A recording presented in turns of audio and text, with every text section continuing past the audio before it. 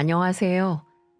저는 일찍이 남편을 세상에서 떠나보내고 혼자 외동딸 하나를 키워온 60대 여성입니다.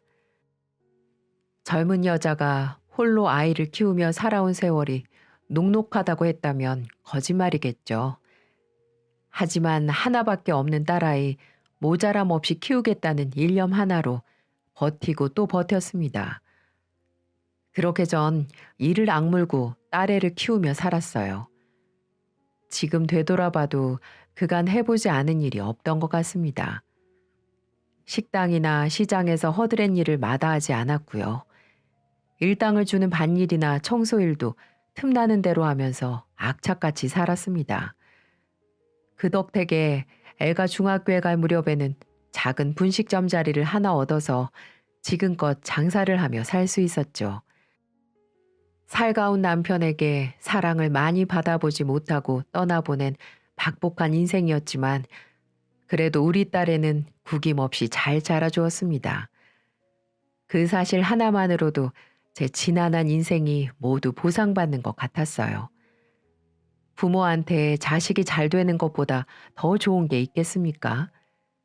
일찍이 철이 들어버린 우리 딸아이는 누구보다도 제 엄마 생각하고 투정 한번 부리지 않을 만큼 착한 자식이었습니다. 어려운 형편인데도 불평 없이 제 할 일 다 하고 가게 일까지 제 일처럼 돕는 천사 같은 우리 딸. 그런 귀한 제 자식에게 그런 엄청난 불행이 닥칠 줄 누가 알았겠습니까? 그 일만 생각하면 너무나 원통하고 분해서 아직도 심장이 터질 것만 같답니다. 지금부터 우리 착한 딸을 덮쳤던 그 악몽 같은 사연을 꺼내보려고 합니다. 엄마, 나 이번 학기 휴학했어요. 뭐? 휴학을 했다고? 갑자기 왜? 생각도 좀 정리할 겸 사회생활도 경험해 보려고요. 너 혹시 등록금이 없어서 그런 거니? 엄마가 어떻게든 마련해 볼 테니까 그런 거라면 걱정하지 말고. 아니에요, 엄마. 등록금이야 내가 알아서 하면 돼. 진짜야. 나 잠깐 쉬고 싶어서 그래요. 말은 그렇게 하지만 등록금이 모자라서 휴학과 복학을 반복하는 걸 제가 왜 모르겠어요. 딸애는 4년 동안 대학을 다니면서 저한테 등록금 달라는 소리를 단 한 번도 한 적이 없었죠. 과외든 서빙이든 자기가 스스로 등록금을 벌어서 학교를 다녔습니다. 분식집을 하는 엄마에게 부담 주지 않으려는 그 마음이 얼마나 기특하고 갸륵합니까? 저도 그런 아이에게 등록금 정도는 척척 대주고 싶었죠. 하지만 궁핍한 살림에 발목이 잡혀서 그럴 수가 없었지만은요. 가난한 엄마 자식으로 태어난 죄로 남들은 4년 다니고 마치는 대학을 7년이나 다녀야 했어요. 그래서 남들보다 취업도 늦게 했고 연애 한 번 제대로 한 적이 없었죠. 그래도 우리 애는 부족한 엄마를 탓한 적이 단 한 번도 없었습니다. 제가 죄스럽다는 말을 할라치면 오히려 제게 엄마도 힘들었을 텐데 끝까지 자기를 키워줘서 고맙다고 말하는 예쁜 아이였습니다. 회사를 다니면서도 월급의 대부분을 제게 맡길 정도로 저를 끔찍히 생각하는 딸이었죠. 과장되게 들릴지는 모르겠지만 딸에는 제겐 이 세상의 전부였고 제 목숨과도 바꿀 수 있을 만큼 소중한 존재였습니다. 그러던 어느 날 옆 가게 슈퍼마켓 사장님이 제게 이런 말을 넌지시 하더군요. 그댁 따님 요새 연애하나 봐요? 네? 그게 무슨 말씀이세요? 엊그제 웬 남자가 차에서 내리는 걸 내가 봤거든. 남자가 아주 키도 훤칠하고 탤런트처럼 잘생겼더만. 그리고 차가 아주 고급지더라고요. 에휴, 아닐 거예요. 걔가 남자 만난다고 하면 정말 좋게요. 연애에는 영 관심이 없는 애라서 누구 아는 사람 차 한 번 얻어탄 모양이죠. 그렇게 말은 했지만 저는 내심 기대를 했습니다. 저렇게 고생만 하지 말고 자기 아껴주는 남자 만나서 행복한 가정을 꾸리면 얼마나 좋겠습니까? 그래서 저는 설레는 마음으로 집으로 가 딸에게 조심스럽게 물었습니다. 희영아, 너 혹시 누구 만나는 사람 있니? 어? 갑자기 그건 왜 물어요? 옆에 가게 사장님이 남자랑 함께 있는 너를 봤다고 하던걸. 정말 그런 거야? 너 정말 남자가 생긴 거니?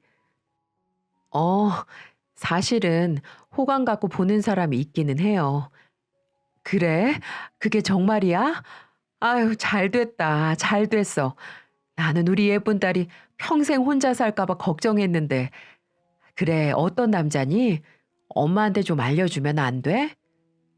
그냥 회사에서 만난 사람인데 나 많이 아껴주고 챙겨줘요.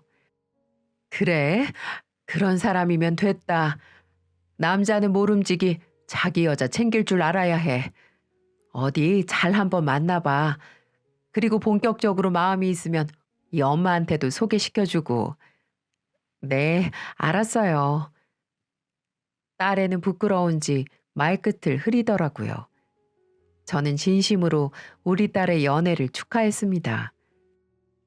딸의 또래면 한창 남자들 만나면서 연애를 할 나이인데 여태껏 한 번도 남자를 만나지 못한다는 게 말이 되나요? 적어도 남들 해본 건 해보면서 살아야죠.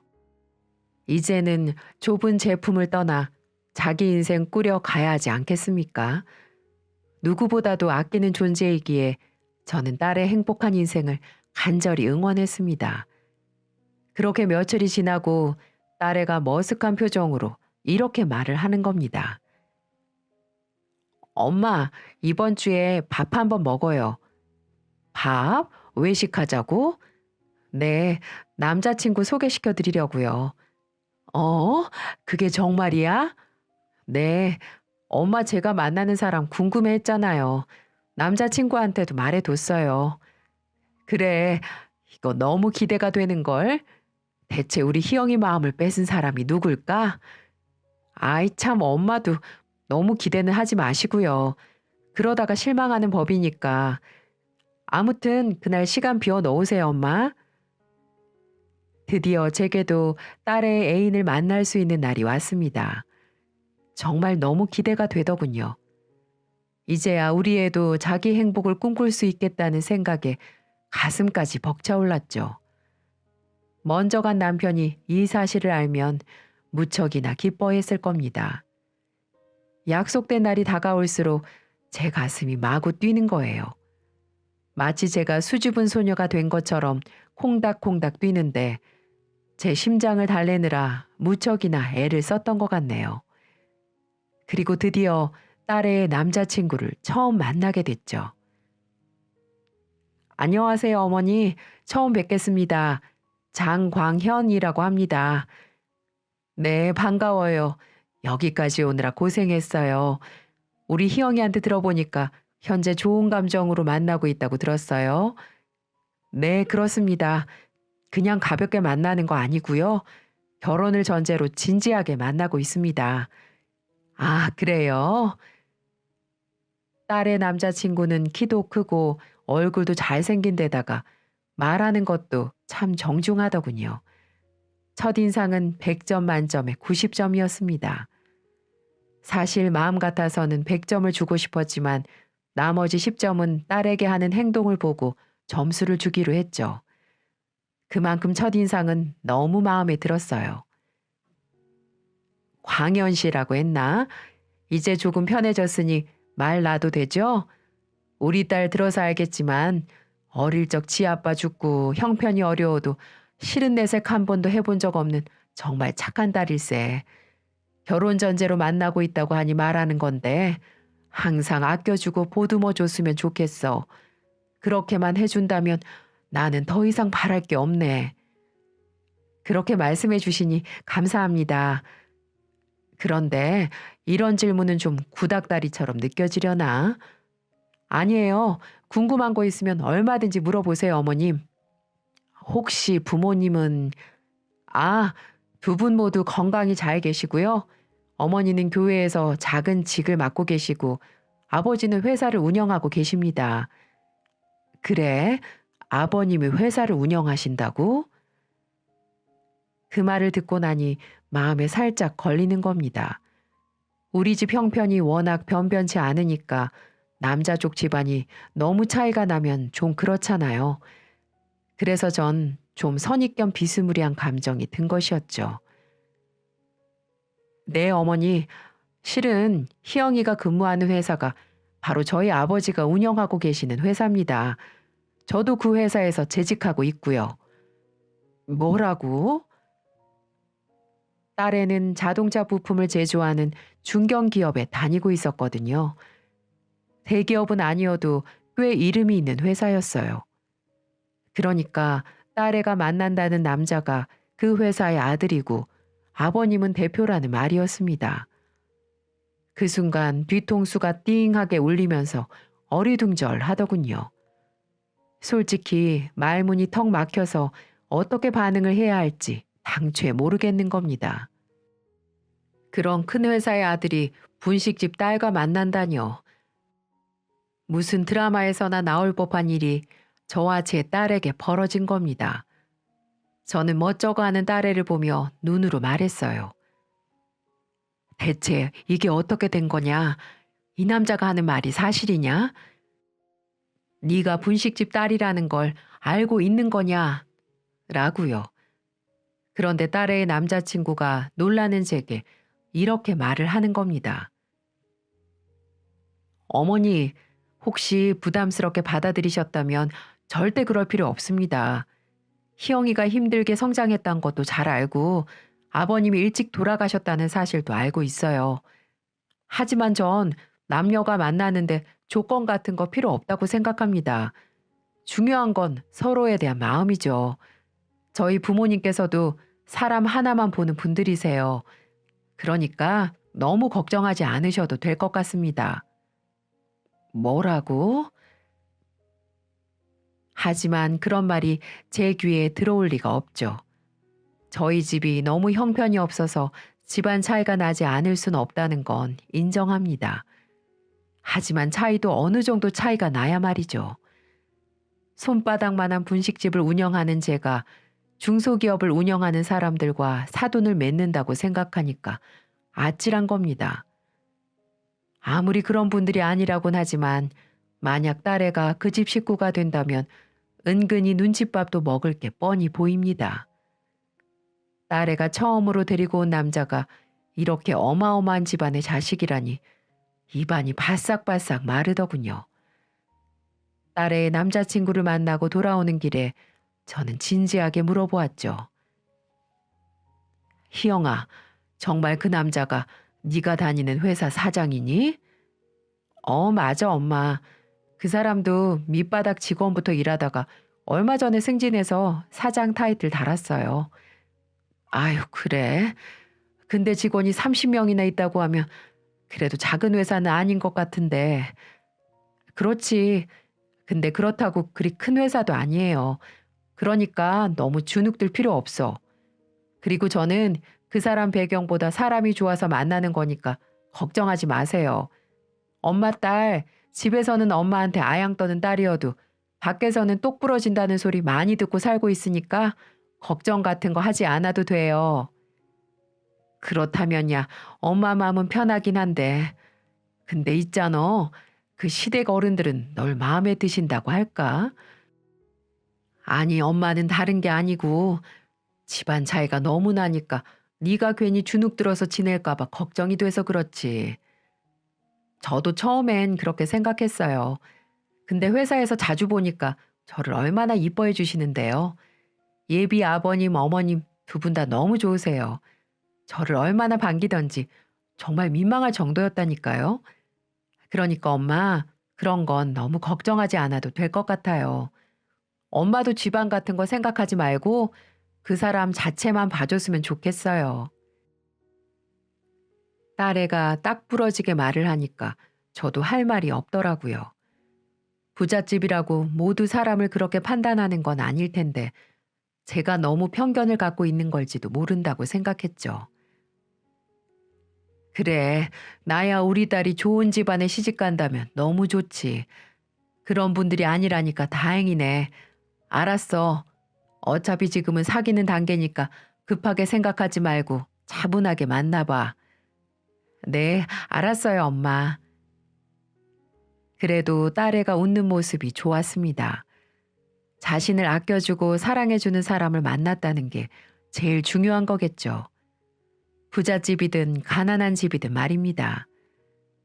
그렇게 두 사람의 교제를 허락하고 몇 달쯤 흘렀을까요?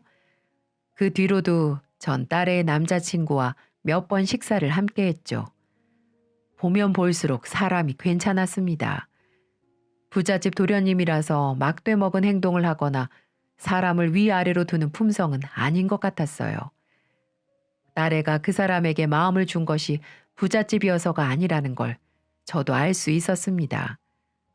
그리고 두 사람은 제게 결혼을 하겠다고 선언을 했고 상견례 겸 양가 부모님을 모시고 싶다고 말하더군요. 딸의 결혼이 제 생각보다는 빨리 진행되는 것 같아 살짝 아쉬웠지만 그래도 좋은 남자, 좋은 시부모님을 만난다면 제 마음 같은 게 뭐가 중요하겠습니까? 전 기쁜 마음으로 상견례에 참석했습니다. 처음 만나 뵌 예비 사돈분들은 딸의 말처럼 참 좋아 보였습니다. 특히 안사돈께서는 너무나 살갑고 다정하기 그지없었죠. 희영이를 참 어렵게 키우셨단 말씀 들었습니다. 저 같으면 도저히 해내지 못했을 겁니다. 정말 아이를 훌륭하게 잘 키우셨어요, 사부인. 아유, 별 말씀을요. 뭐 하나 제대로 해준 게 없는데요. 희영이는 혼자 큰 것이나 다름없어요. 그래서 여러모로 부족한 게 참 많습니다. 부디 어여쁘게 봐주시길 부탁드립니다. 아니에요. 귀한 딸 이렇게 내어주셔서 감사할 따름이죠. 제가 친딸처럼 잘 데리고 있을 테니까 너무 걱정하지 마세요. 말씀만으로도 안심이 됩니다. 사부인, 애들끼리 저렇게 좋아하니까 우리 기쁜 마음으로 결혼시키는 게 어떨까요? 우리도 한창 젊은 나이 때 마음 가는 사람이 있으면 가슴이 설레서 잠을 설치곤 했잖아요. 전 그 설렘을 아이들이 오래도록 간직했으면 좋겠어요. 말씀도 참 고상하게 하고 행동 하나하나에 기품이 넘치더라고요. 제 걱정이 무색하게 느껴지리만큼 인품이 올곧은 분이셨습니다. 결혼 준비는 전부 알아서 할 테니 아무 걱정하지 말라는 말씀까지 하시며 딸을 맡겨달라 간곡히 청하더군요. 이런 집안에 우리 딸이 식구가 된다는 게 믿어지지가 않았습니다. 저는 마다할 이유가 없었죠. 결혼 날짜가 잡히고 딸애와 예비 사위는 결혼 준비에 여념이 없었습니다. 그런데 결혼식을 성대하게 치르길 원할 줄 알았던 사돈댁에서 오히려 식구들끼리 작게 치르자고 하는 겁니다. 기업 회장님 아들의 결혼식을 소박하게 치른다는 게 가당키나 할까 의심했는데 가만히 생각을 해보니까 오히려 저를 배려하기 위해서 그런 거라는 생각이 들더군요. 사돈의 세심한 사료에 감사할 따름이었습니다. 사부인, 제가 교회에서 작은 일을 맡아 하고 있어요. 그곳에서 가족들끼리 조용히 치르는 게 좋겠습니다. 아유, 그래도 괜찮을까요? 애들 잘 사는 게 중요하죠. 겉만 화려하면 뭐에 쓰겠어요? 저희는 아무래도 괜찮으니까 사부인께서는 아무 걱정하지 마세요. 사부인께서 이렇게 여러모로 신경을 써주시니까 제가 몸둘 바를 모르겠습니다. 아닙니다, 사부인. 아, 그리고 애들은 당분간 본가에서 지내기로 했어요. 집도 넓고 제가 이래저래 가르칠 것도 좀 있고요. 제가 좀 데리고 살다가 적당한 때 분가시키겠습니다. 혹시 제가 희영이 시집살이 시킬까봐 걱정하시는 건 아니죠? 아이고, 사부인 별 말씀을요. 희영이가 배울 게 참 많을 겁니다. 많이 가르쳐 주세요. 애들 혼수부터 제 한복까지 사부인께서 하나하나 세심하게 신경을 써주신 덕에 저는 정말 아무것도 하지 않았어요. 아니, 제가 혼수라도 해주고 싶어 그것만이라도 맡겨달라고 해도 결코 사돈들은 손사래를 치더라고요. 귀한 딸 보내준 것만으로도 감사하다면서 정말 아무것도 못하게 했습니다. 딸 출가시키는데 이 정도로 아무것도 하지 않은 엄마는 아마 대한민국에 저밖에 없을 겁니다. 솔직히 역시 있는 집안은 다르구나 라는 생각이 확 들더라고요.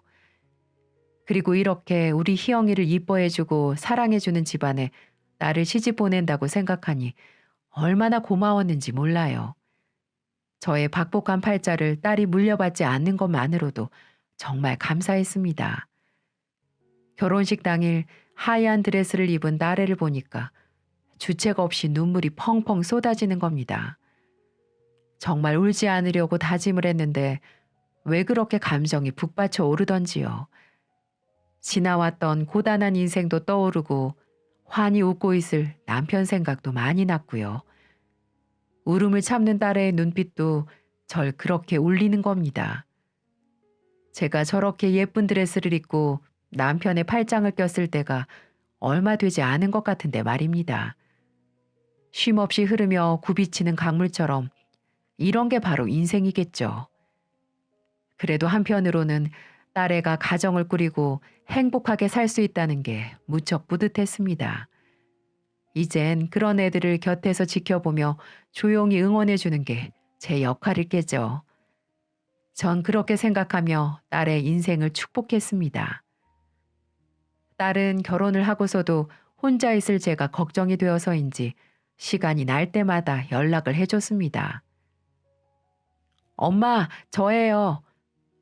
희영아, 별일 없이 잘 지내고 있지? 그럼요. 시부모님들도 너무 살갑게 대해줘요. 남편도 제가 귀찮을 정도로 잘해줘요. 그래? 네가 잘 지낸다니까 엄마도 너무 좋다. 그런 좋은 집안에 시집가서 엄마가 얼마나 마음이 편한지 몰라. 네, 엄마. 그러니까 내 걱정하지 말고 잘 지내요. 그래, 언제 한번 내려올래? 네, 오빠랑 조만간에 한번 내려갈게요. 그래, 장서방 데리고 꼭 한번 와라. 내가 장서방 좋아하는 건 잔뜩 해놓을 테니까. 네, 알았어요, 엄마. 딸애는 결혼을 하고서도 제게 자주 들렀고 전화도 자주 했습니다. 정말 행복하게 지내는 것 같았죠. 그렇게 안심을 하고 있던 어느 날 사부인께서 제게 식사 한번 하자며 직접 찾아오시더군요. 그리고는 제게 뜻밖의 제안을 하는 겁니다. 부담이 될 정도로 말이죠. 사부인, 사실 제가 사부인께 진작 해드리고 싶었는데 혹시라도 부담을 느끼실까봐 말씀을 못 드리고 있었습니다. 네, 무슨 말씀이신지. 사부인께서 운영하시는 점포 있지 않습니까? 제가 장사하시기 더 편하도록 조금 더 넓고 깔끔한 곳으로 옮겨드리고 싶은데 말입니다. 네, 무슨 그런 말씀을요. 말씀은 감사하지만 전 사양하겠습니다. 제가 염치 없이 어떻게 그런 걸로 부담을 드릴 수가 있겠어요. 큰일 날 말씀이세요. 그리고 저 이곳에서 자리 잡은 지가 30년이 다 돼가요. 단골 손님도 계시고 옮길 생각은 없어요, 사부인. 그럼 리모델링은 어떠세요? 그럼 깔끔해지고 좋을 것 같은데요. 네? 비용은 제가 알아서 다 할 테니까 걱정 마시고요. 희영이 같은 귀한 딸을 제게 주셨는데 이 정도는 해드리고 싶어서 그래요. 아닙니다, 사부인. 그런 말씀 마세요. 허락하시지 않는다고 해도 제가 고집을 좀 피울 생각입니다. 사부인께서 좀 더 편하게 일을 하셨으면 해서 그래요. 그러니까 제 마음 좀 받아주세요. 사부인이 저렇게 간곡하게 부탁을 하는데 계속 거절만 할 수는 없었습니다. 몇 번이나 사양을 했는데도 막무가내로 고집을 피우시니 결국 저도 받아들일 수밖에 없었죠. 솔직히 부담이 되긴 했어요. 결혼할 때도 아무것도 못 해줬는데 뜬금없이 찾아와 제 가게를 손봐준다뇨.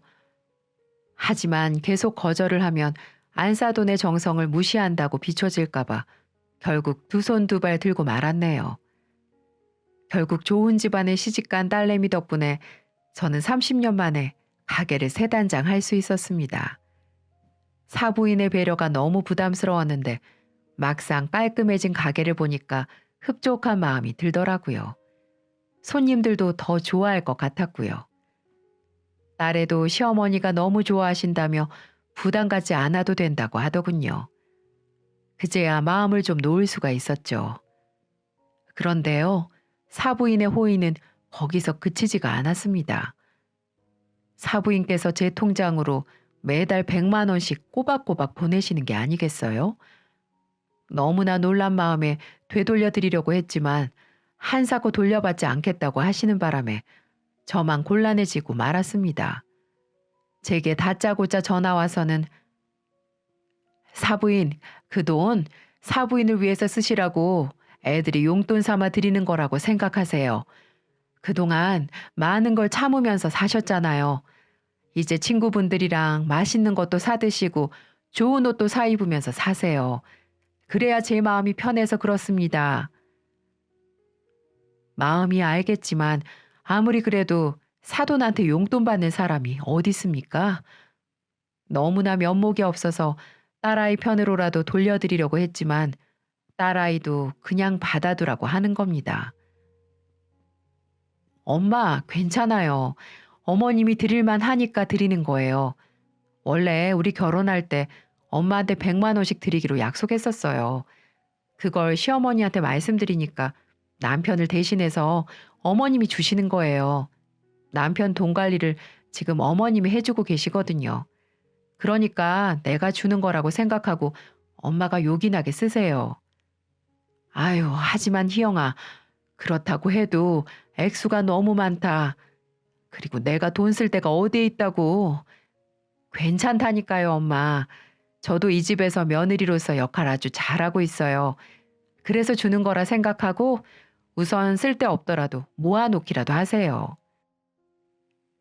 이게 복인지 독인지 구분이 잘 되지 않더라고요.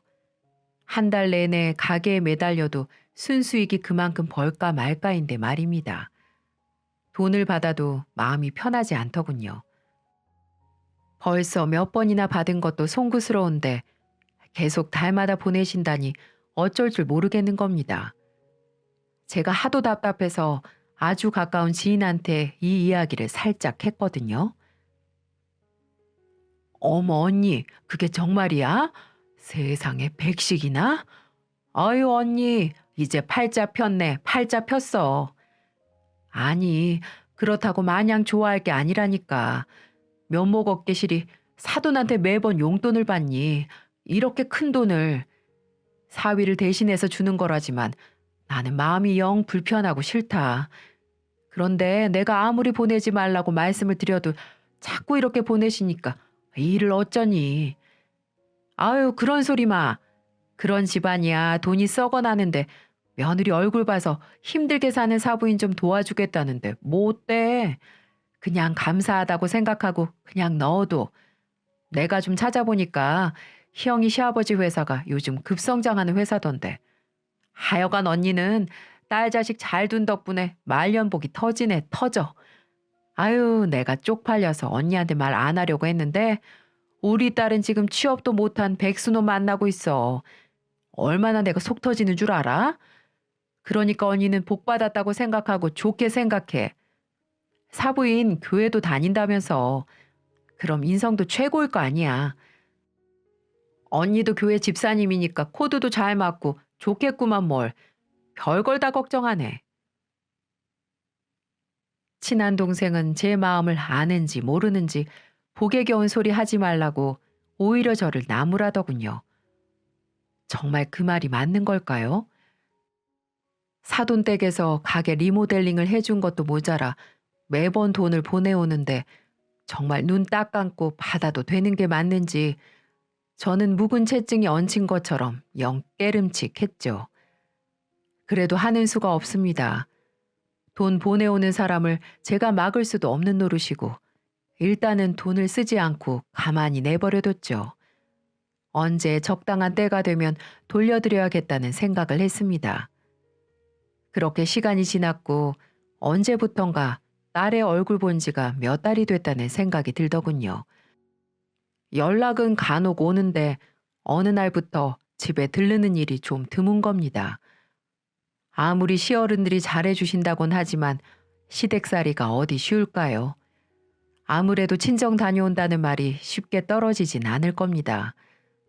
그러고 보니 띄엄띄엄 오는 전화통에서도 딸의 목소리가 좀 어두웠다는 생각이 들었어요. 혹시 시집살이가 너무 힘든 게 아닐까요? 아니면 제 남편이랑 다투기라도 한 걸까요? 어디 몸이 아프기라도 한 건 아닌지 걱정이 앞섰습니다. 그래서 어느 날 딸아이 목소리가 듣고 싶어 전화를 걸었어요. 여보세요? 희영이니? 엄마다. 네, 엄마. 어쩐 일이세요?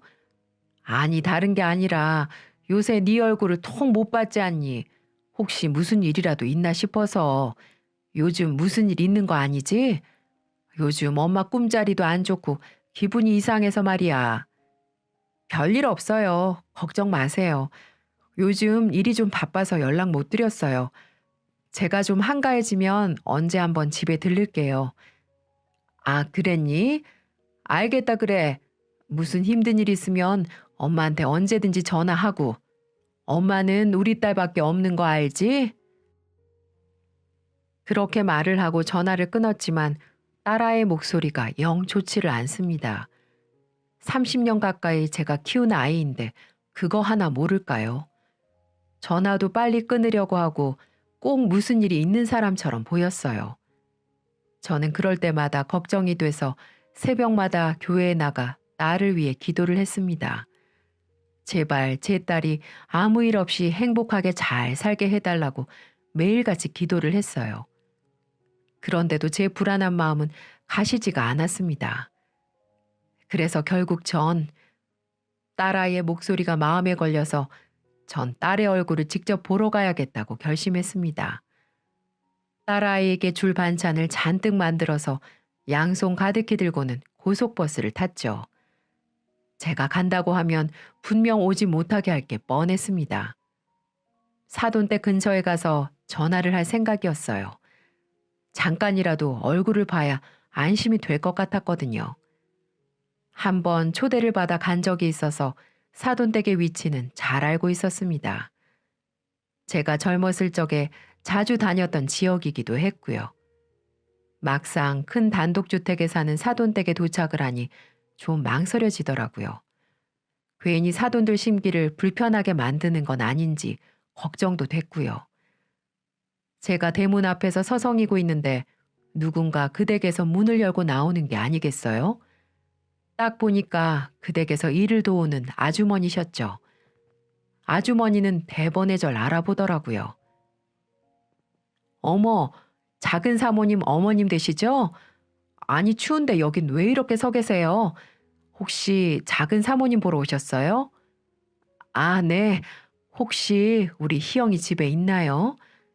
네, 계시긴 한데 설마 연락도 없이 무작정 오신 거예요? 그렇게 됐습니다. 사돈 어른들도 다 계시고요. 아니요, 지금은 작은 사모님만 계세요. 아유, 참, 연락을 좀 하고 오시지. 마침 장 보러 가려던 중인데 일단 따라오세요. 얼른 올라가셔서 작은 사모님 좀 만나보세요. 가사도우미 아주머니가 혀를 끌끌 차면서 대문을 열어주는데 왠지 등골이 싸늘해지는 겁니다. 아주머니의 표정에서 뭔가 잘못됐다는 걸 느낀 거죠. 저는 현관문을 열고 우리 딸애를 찾았습니다. 희영아, 엄마다. 엄마, 연락도 없이 웬일이야. 갑자기 불쑥 찾아오면 어떡해. 1년 만에 전 딸의 모습을 보고 소스라치게 놀라고 말았습니다. 제가 눈으로 보고 있는 사람이 제 딸이 맞는지 의심이 들었습니다. 헝클어진 머리, 퀭한 두 눈, 그리고 피죽도 못 얻어먹은 사람처럼 말라 비틀어진 몸. 제가 알던 딸이 아니었지만 또 틀림없는 제 딸이었습니다. 애가 얼마나 힘이 없는지 거실에서 주방으로 가는 길인데도 엉금엉금 기고 있는 겁니다. 너무나 충격적인 딸의 모습에 전 그 자리에서 얼어붙어 버렸습니다. 희영아, 대체 그게 무슨 꼴이냐? 너 어디 아프니? 얼굴이 왜 이렇게 상했어? 몸은 또 왜 이렇게 말랐고? 무슨 일이야? 어? 빨리 말해봐. 엄마. 딸애는 제 품에 안겨 울음을 터뜨렸습니다. 통곡을 하는 게 분명한데도 기운이 없어서인지 울음소리가 갑갑하게 막혀서 터지지도 않는 겁니다. 딸의 충격적인 모습에 전 혼이 다 달아나는 것 같은 기분이었어요. 희영아, 대체 왜 이런 거야? 왜 이렇게 된 거냐고. 사실은 엄마 저 너무 힘들어요. 배가 너무 고파요. 뭐라고? 그게 무슨 소리야? 배가 고프다니. 왜? 네가 밥을 못 먹어? 도대체 애가 무슨 소리를 하는지 모르겠습니다. 시어머니가 밥을 주지 않는다뇨. 종살이를 하는 것도 아닌데 시어머니가 밥을 왜 안 줍니까? 아니, 설령 밥을 주지 않는다 한들 다 큰 성인이 왜 그걸 참고 있었을까요? 장서방은요? 시아버지는요? 머릿속이 너무나 혼란스러웠습니다. 대체 애한테 무슨 일이 벌어진 건지 가늠할 수가 없었죠. 보다 못한 가사 도우미 아주머니가 제게 설명을 해주더군요. 아유, 큰 사모님이 글쎄 작은 사모님 금식기도 시키는 중이라서 그래요. 금식기도요? 그게 무슨 말이에요? 우리 희영이는 종교가 없는데. 아니, 그리고 무슨 금식기도를 2주씩이나 해요? 사람 죽어나가게요? 예, 그러게 말입니다. 그런데도 큰 사모님이 강요를 하니까 작은 사모님이 받아들일 수밖에 없는 거죠. 아유, 강요라고요? 긴 한숨으로 시작된 아주머니의 설명은 너무나 경악스러웠습니다. 딸의 말처럼 사부인은 딸애에게 금식 기도를 강요하고 있었답니다. 딸애에게 애가 들어서지 않는다는 이유에서였다는데요. 마귀에게 쓰였기 때문에 임신을 하지 못한다는 겁니다. 그래서 금식 기도를 통해 마귀를 쫓아내야 한다고 강요를 한다는 거예요. 2주 동안 방 안에 감금하다시피 갇혀서 물만 마시며 기도만 해야 하고 금식 기도가 끝나면 2주 동안 쉬었다가 또다시 금식 기도를 한다는 겁니다. 이런 말도 안 되는 과정을 벌써 몇 달째나 반복하고 있다는 거였죠. 너 미쳤니? 왜 그런 말도 안 되는 일을 시킨다고 가만히 하고 앉아 있어? 얼른 엄마한테 말을 하든가 이 집을 찢어나오든가 해야지. 아니야, 엄마. 시어머니가 이러시는 거 손주 보고 싶어서 그런 거잖아. 그리고 시어머니가 엄마도 잘 보살펴주고 계시고 내가 조금만 견디면 전부 다 잘 되는 거잖아. 딸의 입에서 그런 말이 나오는데 정말 하늘이 무너져 버리는 것 같았습니다. 대체 이게 무슨 일인지, 왜 우리 귀한 딸애한테 이런 일이 벌어진 건지 이해할 수가 없었습니다. 가사 도우미 아주머니가 제게 이런 말까지 하는 겁니다. 저기 얼른 작은 사모님 데리고 가세요. 아유, 저도 더 이상 보기가 힘드네요. 이번 2주뿐만 아니라 매달 이러고 있어요. 네? 뭐라고요? 이번이 처음이 아니라고요? 네, 솔직히 작은 사모님도 참 답답하세요. 금식 기도를 싫다고 하면 될 것이지. 혹시라도 해코지라도 당할까 봐 아무 말도 못하고 저렇게 당하고만 계시고, 저런다고 이 집에서 지켜주는 사람 아무도 없어요. 이 집 권력은 큰 사모님이 다 쥐고 있거든요. 그리고 작은 사모님 남편이란 인간도 회사 일 바쁘다는 핑계로 신경도 써주지도 않고 나 몰라라 하고 있어요. 저렇게 40kg도 안 된 아내를 보고도 괜찮냐, 병원 가보자, 이런 말 한마디 하는 걸 나 본 적이 없다니까요. 그럴 때마다 저도 여기서 종노릇 하고 있지만 불쌍해서 죽겠어요. 저도 이참에 이 집 그만둘까 하고 말씀드린 건데 큰 사모님이 뭐 이상한 종교에 빠져서 며느리 죽이려고 들고 있어요. 어서 구출해서 가시는 게 좋으신 겁니다. 나중에 후회하지 마시고요. 정말 기가 막혔습니다. 화가 머리끝까지 치밀어 올라서 견딜 수가 없더군요. 이건 범죄나 다름없는 짓이었죠. 사이비 종교에 빠진 안사도는 애가 들어서지 않는다는 이유로 제 소중한 딸을 무참히 짓밟고 있었습니다. 그렇게 천사의 얼굴을 하고 이런 짓을 벌일 수가 있다니. 그리고 그렇게 믿었던 사위가 아무런 대처를 하지 않은 채 지 엄마에게 모든 걸 일임했다니 저는 경악스러울 정도로 충격을 받고 말았습니다. 전 곧바로 경찰을 불렀어요. 이대로 가만히 두면 도저히 안 되겠더라고요. 제가 경찰을 부르자마자 사부인이 문을 열고 들어서더라고요. 아니 이게 웬 난리야? 어머, 사부인께서 여기까지 어쩐 일이세요? 미용실에 갔다 온 건지 사우나에 갔다 온 건지 뽀사시한 쌍판떼기를 보고 있자니 피가 거꾸로 솟더군요. 전 두 말 않고 그년의 머리채를 휘어잡았습니다. 야 이년아, 네가 내 딸을 저렇게 만들어? 저게 사람 몰골로 보이냐? 딸처럼 잘 보살펴 준다면서 꼴이 이게 뭐냐고. 아, 이거 나요. 애가 임신이 안 되니까 기도하는 거잖아요. 금식기도 시키는 게 얼마나 어려운 일인지는 알고 이러는 거예요? 아, 머리 놓으라니까. 아, 아, 이년이 그게 말이라고? 전 온 힘을 다해 머리를 쥐어 뜯었습니다. 그 난리는 경찰이 오고 나서야 끝날 수가 있었죠. 전 거의 죽을 뻔한 딸애를 구출해서 집으로 돌아갔습니다. 제가 죽을 끓여서 먹였는데 허겁지겁 먹어치우는 나래를 보고 있으니 복장이 터져서 죽을 뻔했습니다. 여러분, 요즘 같은 세상에 이게 말이나 되는 얘기입니까? 임신을 잘 되게 하기 위해서 2주나 금식기도 시킨다는 게 믿어지시나요? 알고 보니 사부인이라는 여자가 다닌다는 교회도 순 사입이었고 나래한테는 자기 말을 듣지 않으면 제게 불행이 닥친다는 둥, 빨리 죽는다는 둥 그런 헛소리로 세뇌를 시킨 모양이더라고요. 자신의 시어머니가 저한테 돈도 보내주고 가게도 새로 해줬다는 사실을 알고 있던 딸애는 그 말을 또 철석같이 믿고 말았고요. 바깥사돈과 장서방은 그런 사실을 전부 알고도 모른 척, 못 본 척하고 있었던 것이었습니다. 정말 억장이 무너집니다. 전 경찰 조사에서 이 모든 걸 전부 말했고요. 고소와 함께 정식으로 사건 접수도 진행했습니다.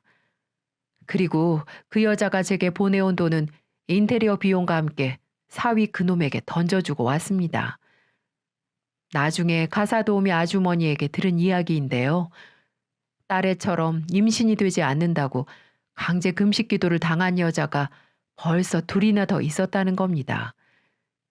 그 사부인이란 여자는 일부러 혼인신고를 미루게 하고 자기가 애들을 데리고 있으면서 임신 여부를 체크했던 것이었죠.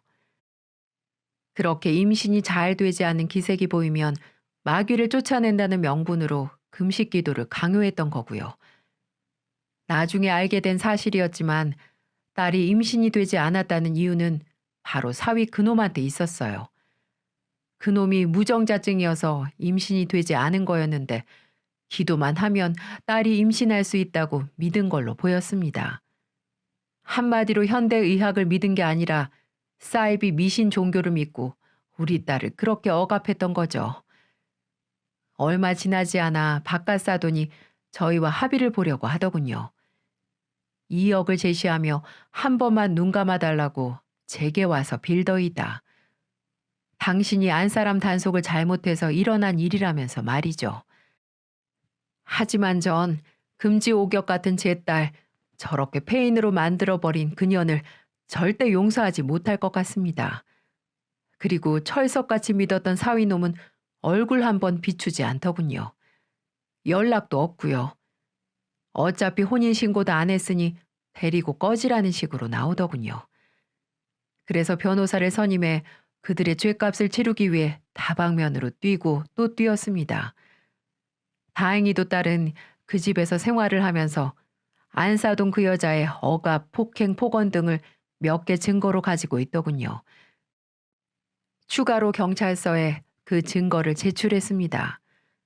그리고 저는 법으로 해결하려고 하면 그들은 미꾸라지처럼 피해갈 걸 알고 있었기에 그 여자에게 따로 연락을 했습니다. 그리고 딸이 증거로 모은 녹음본과 영상들을 카톡으로 보내줬어요. 그러면서 당장 와서 내 딸 앞에 무릎 꿇고 사과하지 않는다면 당신이 했던 행동들 인터넷에 다 뿌리고 언론에도 제보하겠다고 협박을 했습니다.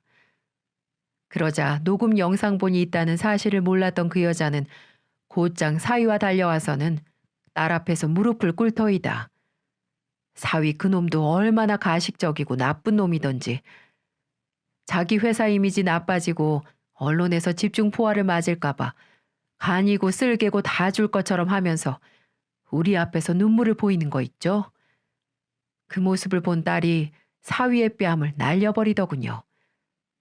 그렇게 믿었고 사랑했고 사위 하나 믿고 결혼을 했는데 짧은 시간에 사위 행동들을 보고 실망을 많이 했을 테지요. 딸은 분풀이라도 한 듯 사위를 때리면서 오열을 했습니다. 그 모습을 보고 얼마나 제 가슴이 미어지던지 저는 경기를 일으키며 사위에게 달려드는 딸을 막으며 안아주었어요. 우리 딸 진정해. 이 엄마가 있잖아. 이제는 저런 놈 때문에 아파하지 마. 이 엄마가 항상 옆에 있을게. 저는 이렇게 말을 하며 눈물로 딸을 안아주었습니다. 사위와 안 사돈 그 여자는 눈물을 흘리며 저희에게 잘못했다고 용서를 구했고 합의금, 재산 분할, 위자료 등 얼마든지 줄 테니 액수만 말하라고 하더군요. 본인들이 잘못한 건 분명하니까 그만한 대가를 지불해 주겠다면서 말이죠. 네, 맞습니다. 저는 그들이 흘린 눈물이 악어의 눈물이라는 걸 누구보다 잘 알고 있어요. 어떻게든 빨리 저희와 합의를 봐서 이 상황을 끝내고 싶은 거겠죠. 어떻게 돈 좀 있다고 뭐든지 돈으로 해결을 하려고 할까요? 그럼 제 딸이 받은 상처는요? 바보 같은 딸은 어느 순간부터 시어미한테 세뇌를 당해서 마치 그게 옳다고 생각을 했었다고 합니다. 그래서 신고할 엄두도 못 냈다고 하네요. 그리고 제가 걱정할까봐 연락을 못 했다고도 하고요. 잘 사는 줄 알았던 딸이 고통의 시간을 보낸 걸 생각하니 아직도 제 가슴이 미어집니다. 지금이라도 제 딸을 찾아서 다행이긴 합니다만 아직도 그 일만 생각하면 가슴이 벌렁벌렁 거리기만 하네요. 그 일이 있고 벌써 몇 달이 지났네요. 경찰 조사는 집행유예로 끝이 났습니다. 역시 우리나라의 법은 믿을 게 못 되더군요. 제 맘 같아서는 그놈들 회사 제대로 망하게 해주고 싶지만 딸이 원치 않아 합의를 하고 마무리를 지었습니다.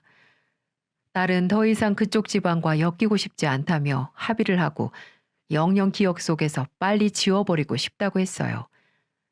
그래서 눈물을 머금고 딸의 뜻대로 해주었습니다. 그래서 지금은 딸과 함께 지내고 있는 중이랍니다. 딸은 지금도 정신과를 다니고 있어요.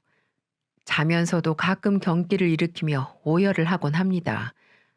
그럴 때마다 저는 딸을 안아주고 있고요. 제가 딸을 이렇게 만든 것만 같아 제 마음이 너무나 아프네요. 그래도 저는 이겨낼 겁니다. 힘을 내야겠죠. 어미가 힘을 내야 자식이 따라오지 않겠습니까?